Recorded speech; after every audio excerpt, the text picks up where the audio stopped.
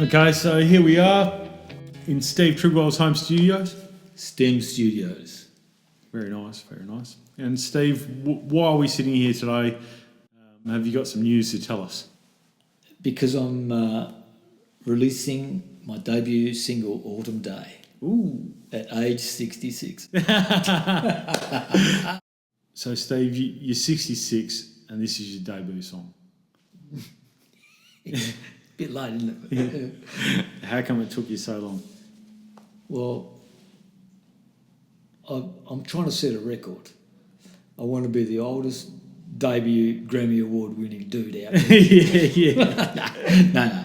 In all honesty, no. It's just one of the. It's just something that I've always wanted to do. Was to actually record a song and do a good job of it.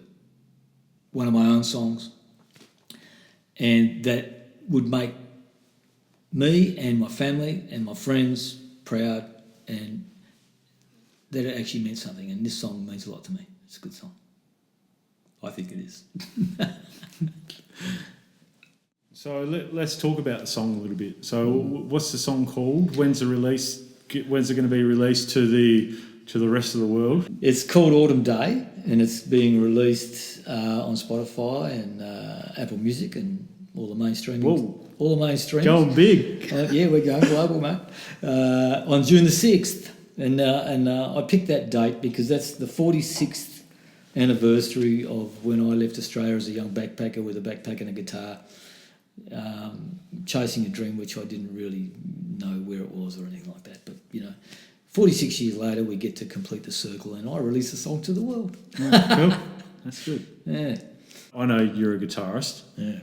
And after listening to the song, the guitar is not the main instrument. It's not the lead instrument in the song. Can you tell me a little bit about that and how it came to be?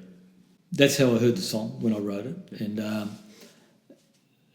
I was lucky enough to know a guy who was a really good piano player, and I had the opportunity to play with him a few times over the years, him and his wife, and I've known him since the 1980s, Alan Payne, and when it was lyrically finished, I knew that he was the only guy that could play the keyboards that I wanted, and I knew he would get it. I knew that Payne would get the song, and so I emailed him the lyrics and I said, "Would you be interested?" And I emailed him the song actually because I'd roughly done it on guitar, and I said to him, "Would you be interested in playing on the song?" And he played it and he said, "Yeah, I'd love to." So I organised it that I drove to Perth on a weekend.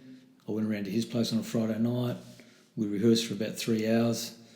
And then I went back on the Sunday morning to his place and we recorded the song, hit the keyboards. I came back here to record the vocals afterwards, but the keyboards were recorded at his place on the Sunday morning. And took about 3 hours, I suppose, to get it right. We did 3 takes and mucking around with the gear and that, and I just knew he had it right. We spent most of the time on the intro.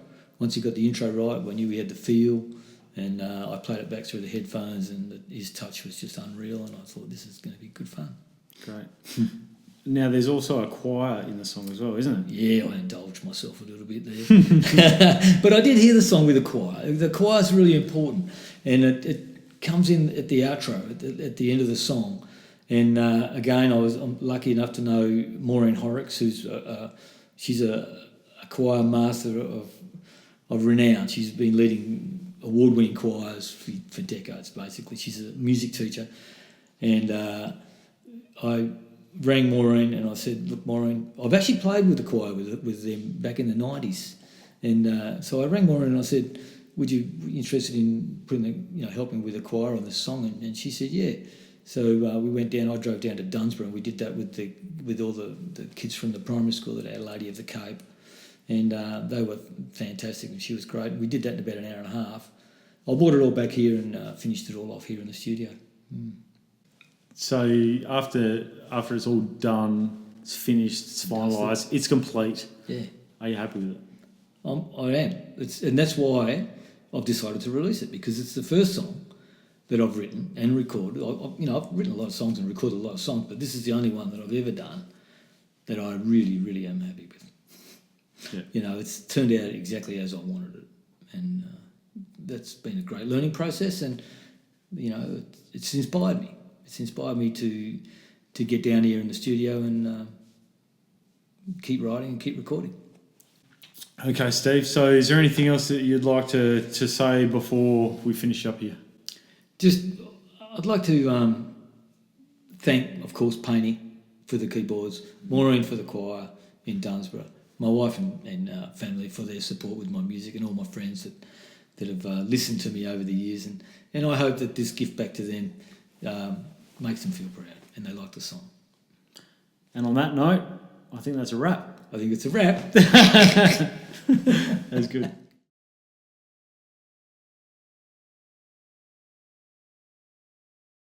How come it took you so long to bring out your debut single? Well, to be honest,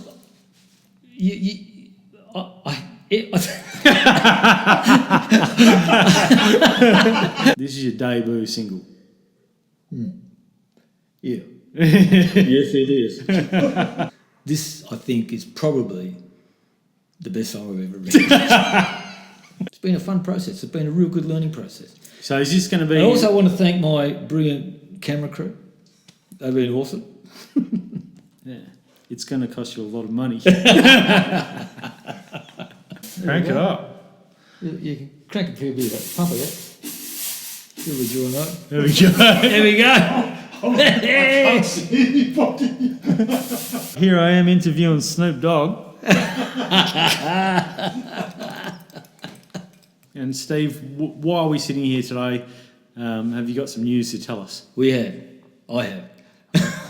It's the debut single, Auto.